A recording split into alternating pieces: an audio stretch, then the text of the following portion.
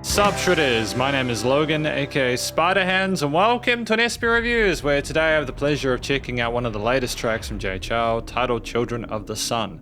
And if we switch over to here, I have a history with Jay Chou on this channel. I have reviewed 15 of his albums. I reviewed albums 1 to 15. I think this is album number 16 that's just come out. We're going to be checking that out in the live stream tomorrow as of the time of this recording. So I'll try and put a link in the description to this for people who are interested in checking that out. But yeah, we're going to be checking out Children of the Sun today. It's 7 minutes long, so there's a bit of heft to it, but we're going to listen through it from start till finish. And we're going to hear what we think. Let's do it. Let's go. I mean, there's a lot to take in immediately, isn't there? High budget, though.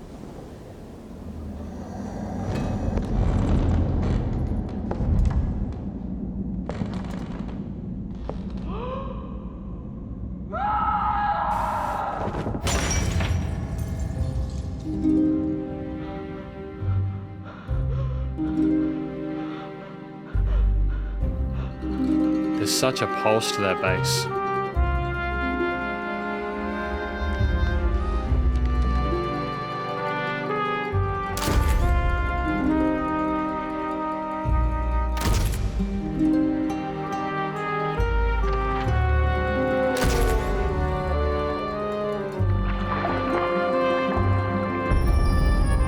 And there we are.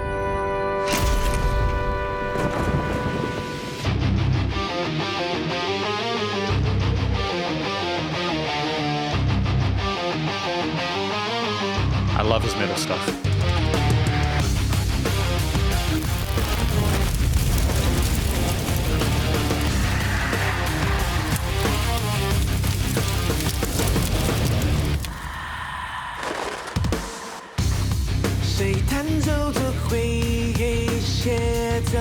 It's such a beefy guitar tone.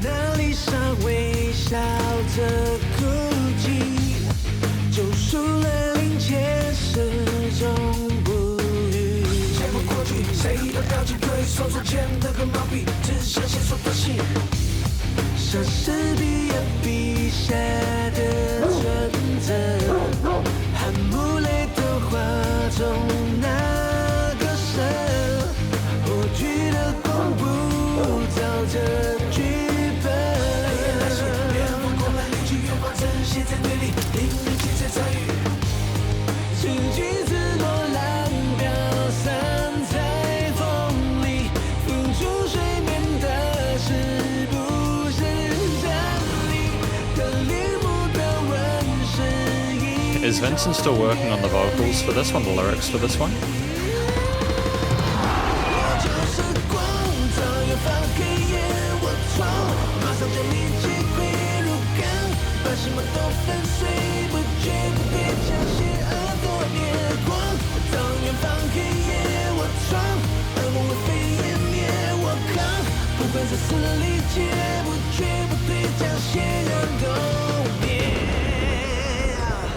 I'm going to just quickly pause here. I know that it's not everyone's cup of tea, but I love Jay Chou's metal, hard rock metal stuff. And I just kind of dig that we're really committing to the bit. I mean, it's a ballsy move. Having this kind of track is the first track off of an album. I know there's this variety box stuff. So there's a whole variety of different types of music, to be fair, within his albums. And I assume that number 16, again, which we're reviewing tomorrow, will be no different. But it really does kind of make me feel happy to know that he's still taking risks like this. I do think as well, even though that was a fairly safe chord progression in that hook line, the strings just helped it to elevate. I just feel like he was putting some of those sort of classical elements, especially with like the harp and everything we had at the start. He's trying to combine those more sort of classical elements with the heaviness of the more modern era kind of hitting stuff. I think it's a good mix. What can I get for you? Whatever. What brings you here? Vampire?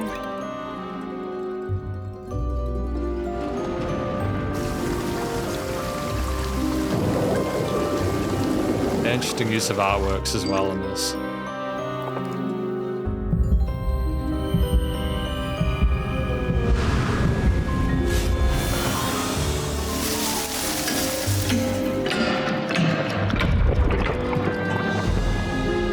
Monet.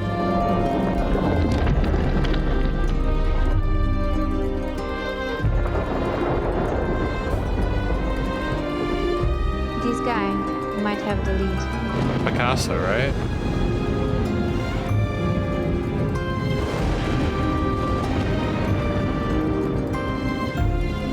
While I was here, a vampire bit my ear.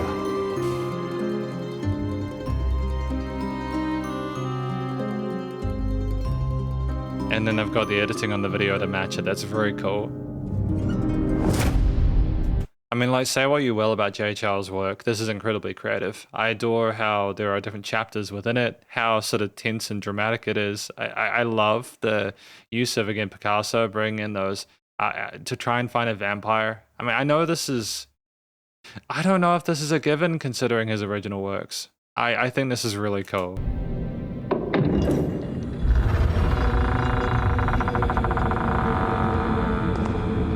Great sound design as well. Way expanded the stereo field.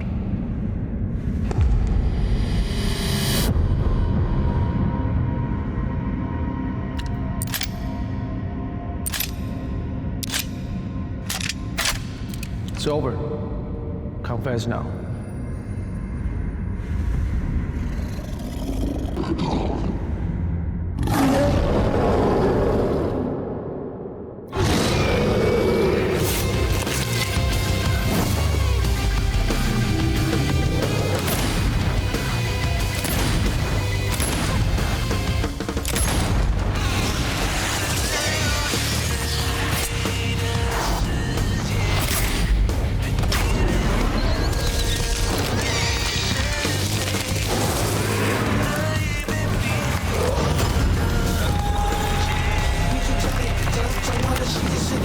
Great call and response to the rap parts.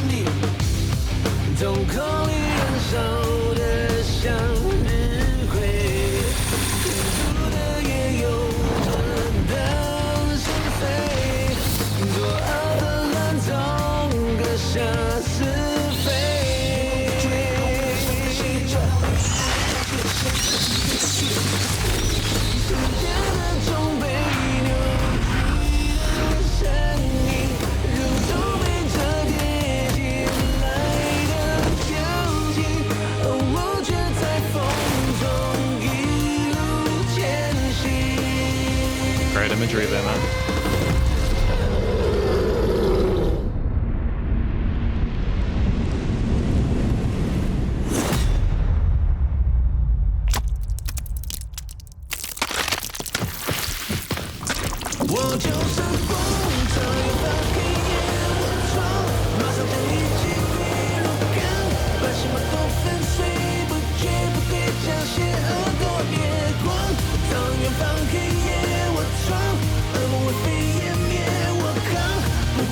It was Vincent. I called it.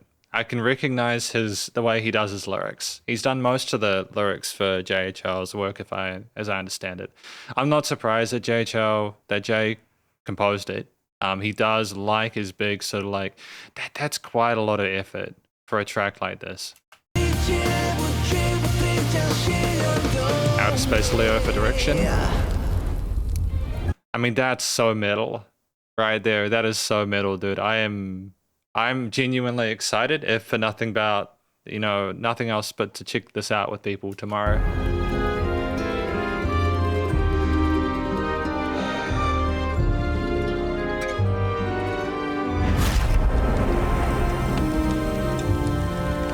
Within every heart lies a dark side, one must choose to live with or vanquish it.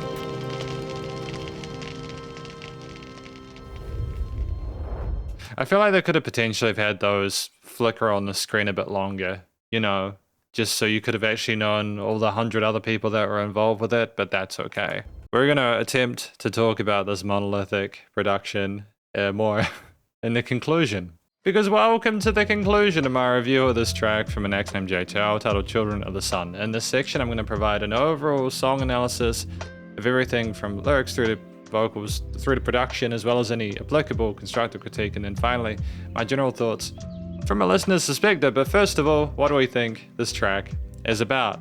Truth be told, I think this is going to be one of those songs where you need to kind of watch the music video to kind of really get what it's about. Granted, there was a lot of poetic imagery on Vincent's part there, and I like the mentions of flowers and the talk of the barmaid giving the drink that helped us to see the colors, maybe having like a hallucinogenic episode, etc. But also literally meeting Picasso. I thought that was a nice touch. It's just very, very clever, I suppose. The entire, just commenting very briefly on the video itself, I thought it was wonderfully shot. It was a really compelling story, and I think that when Jay chooses a specific, type of project to make, he really commits to the bit. I imagine that Jay would have had fun with this one. I feel like the acting in general within the video was very good. I feel like the use of color grading and the shots that were chosen and the pace and the cadence of it were good as well for the most part. I could follow along with it, even though I wasn't necessarily, we had translations granted in the subtitles, which to be fair, shout out to Jay Chou for putting English translations in the subtitles. I really appreciate that. But it's just really cool to listen through something for 7 minutes and not ever have a point where I am disinterested in it or sort of like bemused or like confused. It's very good. So yeah, just very quickly, I understand this is one of those tracks where he's talking and not just about going after vampires and learning the truth about the vampires through looking at the paintings and everything like that. But it's also in this fantasy land, but it's also a case of looking within yourself and kind of choosing to vanquish. You've got to maybe like look at things a different way in order to solve your problems and decide how to live a better life, so to speak. There's multiple ways you can interpret this. I think that's a beautiful thing about music, is that it should really be open to interpretation in order to be more accessible for people. If you make it too kind of blunt or like one way of approaching it, it can maybe sort of disincentivize people from wanting to know more because they just can't relate. So well done to Jay on that part. From a vocal perspective, I thought that Jay sung really neatly, really well. We have solid vocal technique. Granted, I know that he's been going for about 20 something years now. I feel like he still handles his vocal range really well. And that's not a dismissive thing because of his age or anything like that. It's just simply, when I look across his discography, I feel like he got better and kind of, for the most part, he's gotten better as he's gone along. When you have been doing music for 20 years, sometimes your voice can start to get a bit tired, for example, or you can start to may not be able to hit the notes you can as cleanly. I feel for the most part, hit the notes really neatly. His English was good. And those spoken parts. We had a falsetto or a head voice at one point, which was nice and high, bit of vibrato there. We had some rapping that was very sort of Jay Chou there with the double tracking of it and everything like that. It was a nice cooler response to his main sung parts. And we had a sense of purpose in most of our sung hook and vocal lines there, in a way that, again, doesn't try to commit. It actually is nice how it contrasted with those distorted guitars, bass, and drums. Because his voice was quite pure sounding in comparison to that, it created a nice contrast. It was very easy to perceive everything within the track. There was no issues for me there. I feel like generally we communicated well with the listener. We expressed ourselves well with a range of different harmony. We were harmonized well with the chord progressions within the track itself. And it kind of reminds me of a lot of like the new metal in the early 2000s. So again, it's just a nice return. Maybe I'm just feeling a bit nostalgic, I'm not sure. But either way, yeah, very good. No complaints whatsoever about the vocals. And if this is where we're at with this first track, I am looking forward to the rest of the album. Yeah, no, there are some really nice harmonies in our head voice in the bridge as well. So that's really good as well.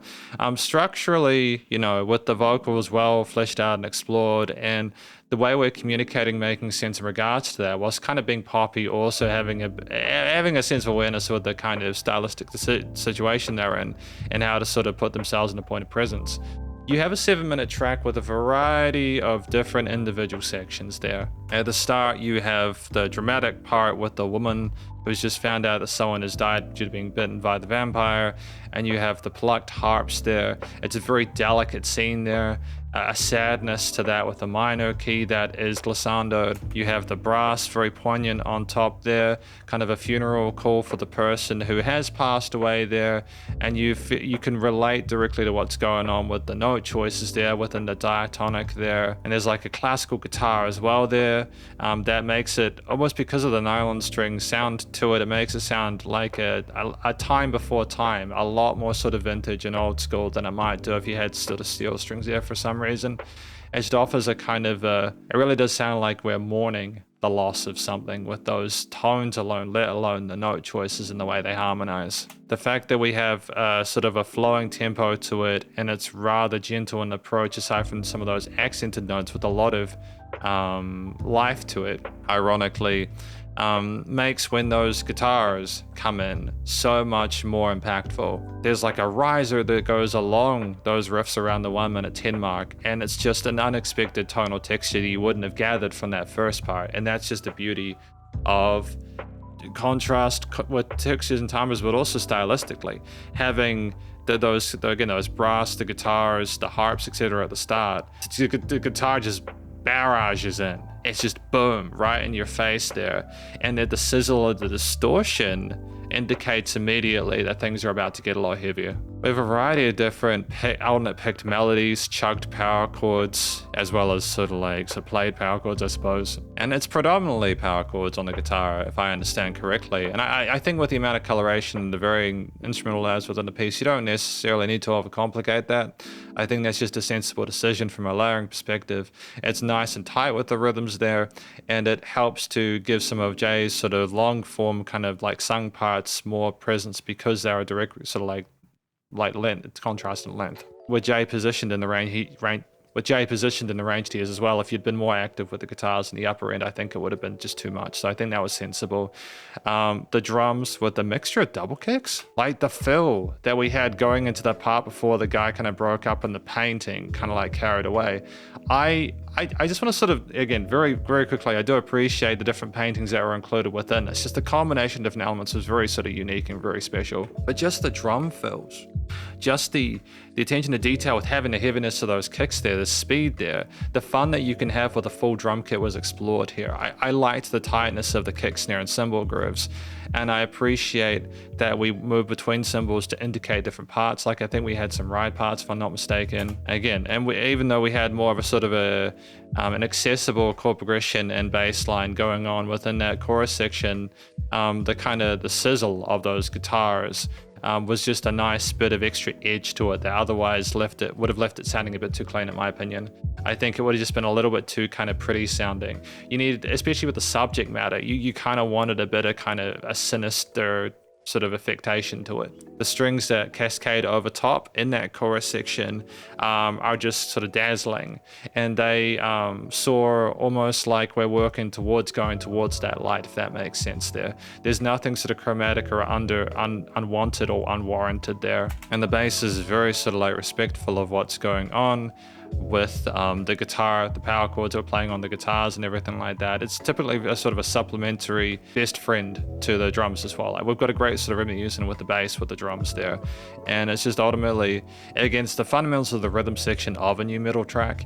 It's just that you've got all these other interesting decisions from Jay Chou, as well as, like again, the brass and the strings, etc., that kind of really elevate it. Having that part in the track there with the kind of spooky music box though, when he is in the bar, just taking away those heavy guitars and bass and drums, especially in a long form piece like this that does have different scenes, etc., it's just very sensible from a direction or a director's perspective. When you're making a music video, I just don't think you could have gotten away with having that consistent groove as he was sitting down at the table drinking the drink. It just would have been it wouldn't have made sense because there wasn't a sense of movement visually there. So I understand why we took the percussion away. We had a different sort of like sub lead again with the music box. And I think we had the keys come there as well. I think some piano that might have come in earlier there. They might have also come in the intro section. I might be tripping, but we're not, even though Jay Chou is a very capable pianist there, we weren't overplaying with the keys. It was very supportive and working with a mixture of quarters, eighths, and 16ths diatonically. So there were some tension chords there, as well as like in a great use of Foley, like the sounds of the burning, the sizzling, the painting, or like the storm going on outside. And I also like that we weren't afraid to take risks with the intensity of some of those effects, those bits of Foley there. It sounded loud when we brought the storm in, because it was loud outside. The storm was loud. It was dramatic tension, and the strings come together with the music box, and it just cascades alongside the plot that goes in within that bit in the middle. And I appreciate that we have just kind of gone back to some of the ideas we had initially, but added more to sort of signify that there's been a development in the journey that we're in. And that like cinematic boom, that big drum, that kind of whoosh, and how it fades out, it reverbs out there, letting things fading to black before the next part. It's a literal sort of like, we're taking a pause here for a moment, next scene thing. And that can be a tricky thing to do in music, but here we clearly understood the assignment that we needed to have a direct pause there in order for the audio-visual experience to work. And it's having those like sounds of kind of ambient kind of clicks and sort of windy sounds and sort of subtle pads and like kind of like just extreme reverbs and tails and sustains and some of those notes that just make it sort of seem sort of surreal as you hear the click of the bullet going into the gun. I think having the drum, the main sort of like guitar bass drum groove filtered in the first part of the fight with the vampire made sense because the focal point wasn't necessarily the music at that point. You were trying to sort of pay attention to what was happening in that moment. If the music had taken over completely, I just feel like it would have maybe taken away some of the importance of what Jay Chou was doing on the screen. I don't know if it's filtered in the actual main sort of album version of the song, but as we continue through the piece there, we go back to just a normal sounding guitar bass drum setup with the vocals continuing as they were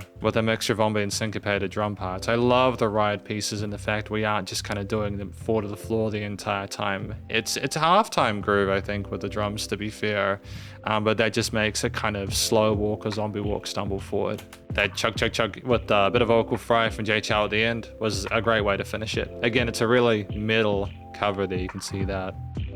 It's just really cool, I dig that. I think that's awesome. No complaints on my part in terms of the instrumental performance. It's very complicated. I feel like I missed stuff, but I also feel like if I continued to talk about it, we'd be here for hours.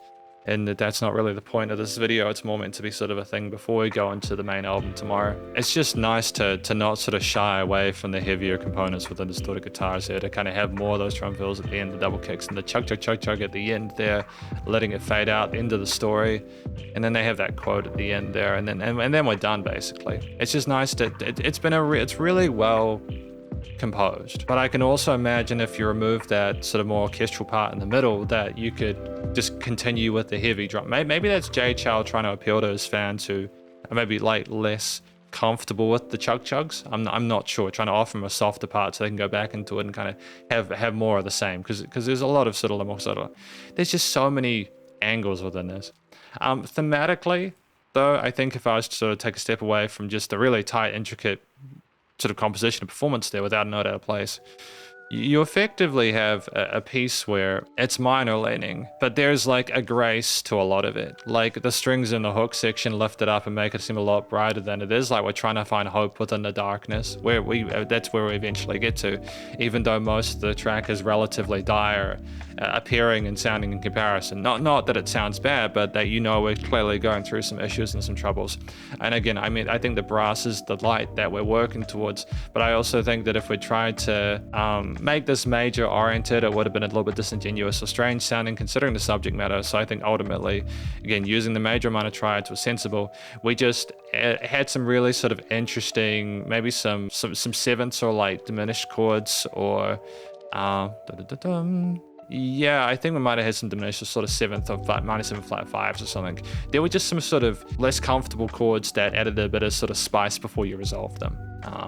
And that's just playing with listeners' attentions, It was how everything came together, with the different instrumental layers, different notes that playing the overall harmony. That's what made it work, as well as the textural choices. From a studio production perspective, I think, clearly it's commercial grade. The mixture of Foley devices, different vocal takes, the brass, music box, keys, strings, harps, guitar, bass, drums, and piano, anything else, the use of Foley, the ambient pads, effects change, risers, etc. There are all sorts of fun tools and tricks that Jay Chou and team have been using throughout this piece in order to make it a really special experience. I think it thoroughly justifies the 7 minutes because of not only the way that it was composed and performed and voiced, but also because of the way it was produced. I think that if you'd had less of the Foley, or less of the different instrumental layers, or if there'd been any sort of resonant frequencies in the frequency spectrum, or if the music cadence around you in the headphones like it did, it just would have sounded like far lesser than it did. I think that it's the coloration, the way things are positioned and panned, the way things are automated to sort of rise with volume and stuff like that in certain parts. Just the life to it, the amount of dynamic range we have is really awesome as well. The fact something's deliberately pushed for a bit of discomfort from a listener's perspective, but on the bad way, it's just more sort of, oh, it's kind of angsty, you know, which again makes sense considering the subject matter. The fact it's nice and loud without, like, the drums weren't too sort of like bombastic. I appreciate that we kind of balanced things out and we handled the heavier elements with the classical ones really neatly. And ultimately, I think Jay Chou's vocals were not overproduced. Again, I think his voice is sounding good. I liked his sung parts, his rap parts were good too. He explored his range a bit, there was some neat harmonies. And ultimately, again, it gives me hope for this album and how it's going to go. I'm excited for it, sincerely. No applicable constructive critique for me. I kind of deliberately tried to I tried to choose the first track again that Jay Chou released because I just didn't want to run the risk of trying to find something that I thought I might like more to sort of give myself an easy introduction to his work. But when I listened to this, I think, yeah, no, I guess I got lucky this time. It's just really cool music. I am not going to pretend that I am not a fan of the heavy metal. I like my rock and my metal, but I think that I could appreciate everything else as well, irrespective. And again, I think the openness of the subject matter makes it a track where even if you haven't watched the video, you'd still kind of understand what's going on. Maybe the stuff about the drink from the barmaid and it will be a little bit strange, but I just also, again, shout out to having the translations there. But ultimately, just really good start to proceedings. Thank you for watching my review of this track from an act named Jay Chou, Children of the Sun. Hopefully you enjoyed it. If you did, please go show them some love via the various social medias and the YouTube page, and stay cool and stay safe, and please remember to support your local musicians and artists at this point in time, as you need the help more than ever with all the crazy stuff going on in the world. And I will catch you in the next SB reviews. Spiderhands out.